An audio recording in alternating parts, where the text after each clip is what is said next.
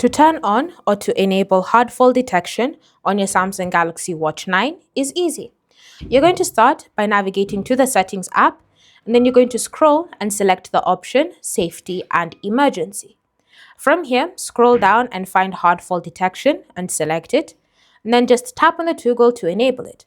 Now, you have two choices you can make here. You can choose to require a swipe to make that phone call, or you can choose to disable it and it does so automatically.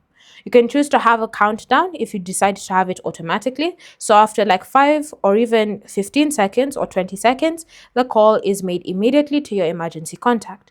You can also choose to play a sound on both your watch and your phone, or just your watch only. And you can even test the sound to ensure that it works. You can choose to change your emergency call number. So by default, it's 999, but you can change it to your country's emergency or to a favorite contact.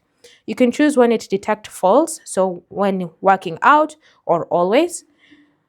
And then you can choose to send an emergency SOS to your contacts as well. Thanks for watching. If you have any questions or comments, feel free to leave them down in the comment section below, and I'll see you guys in the next video.